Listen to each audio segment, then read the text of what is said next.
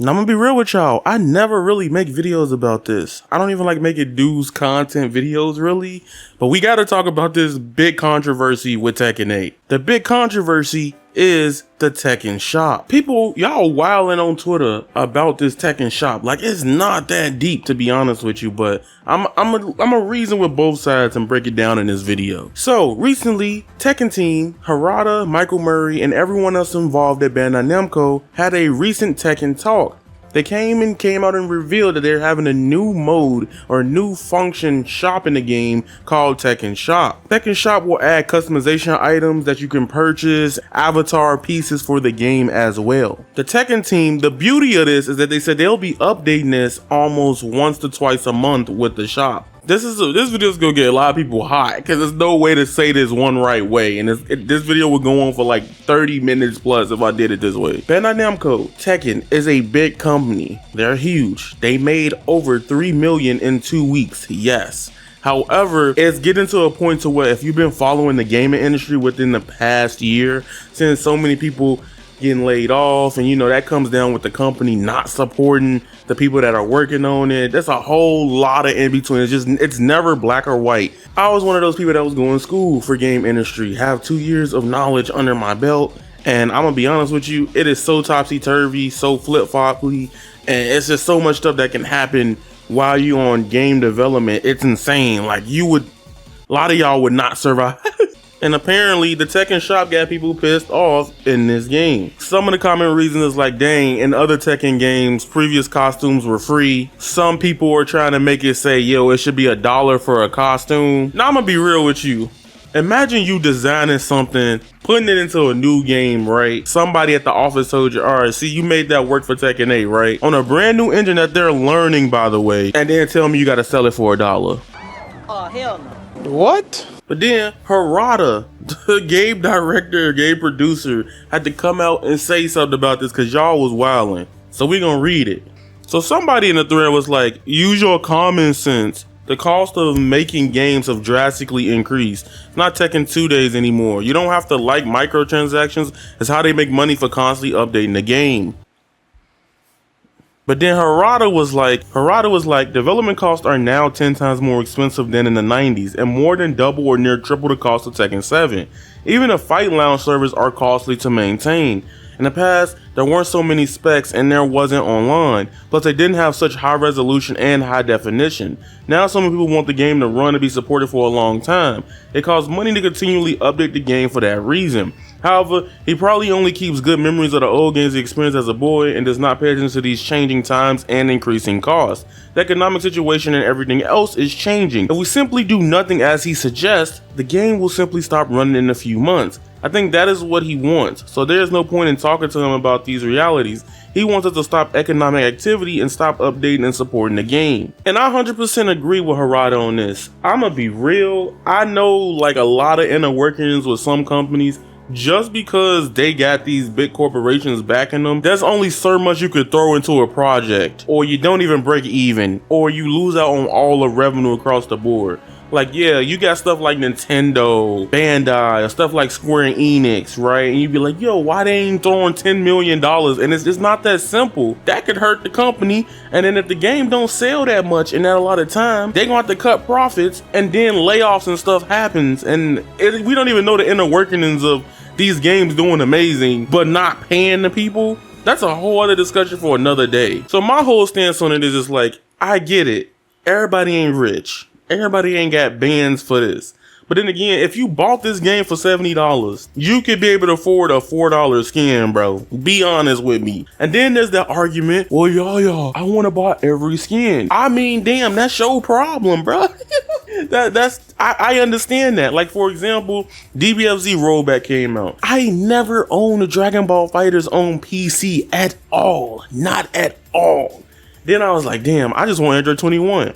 But then knowing how I am, I think characters are a different weight than just the costumes that are optional.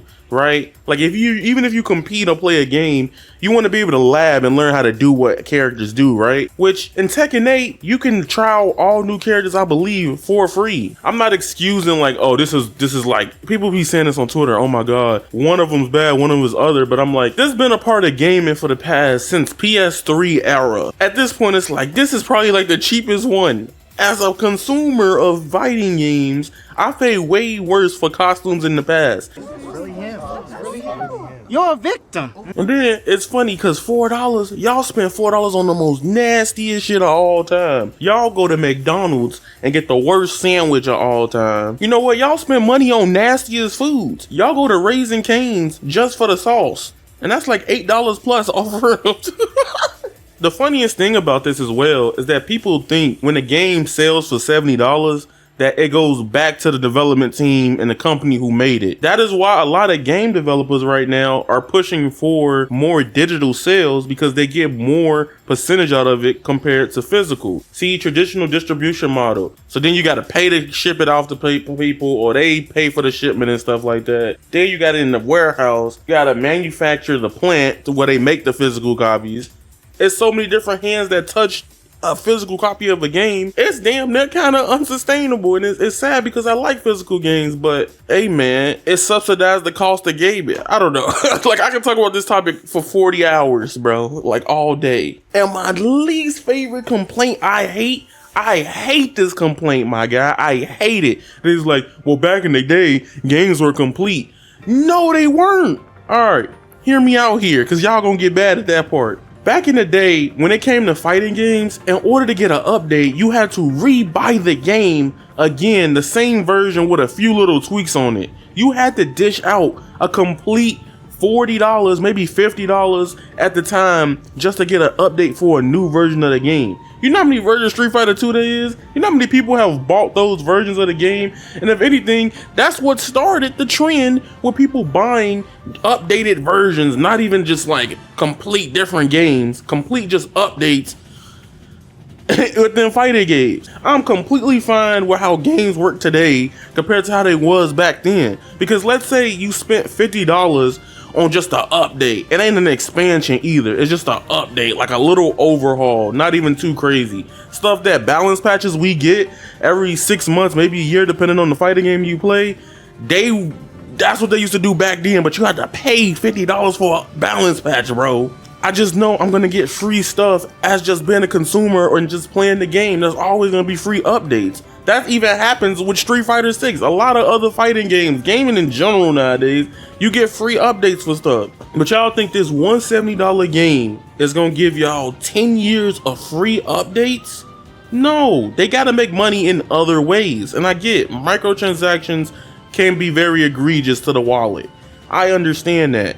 But at the same time, this is going, and they told us it's going for the esports scene and the game. That stacks up over time. That can help support not only the players, the creators and stuff like that, but also Bandai to make cooler shit for Tekken 8. That being said, are y'all excited for TEKKEN Shop? I'm gonna be real, I need that Tekken 4 Xiaoyu. There's a lot of costumes. The June one that they showed off from Tag 2, that's the one I want really bad. So, I don't know, man. Tell me how y'all feel about TEKKEN Shop. Make sure y'all like and subscribe. Share this with somebody if they feel very out of it about the TEKKEN Shop. It's your Avataryaya. You guys are golden. And that is raw. Squalor. Peace. And I'm out. And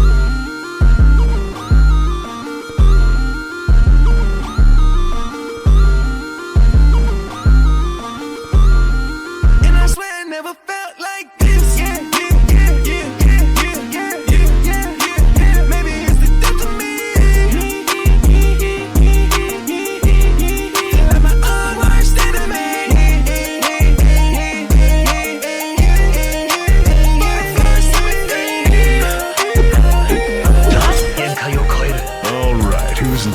Let's see who's stronger.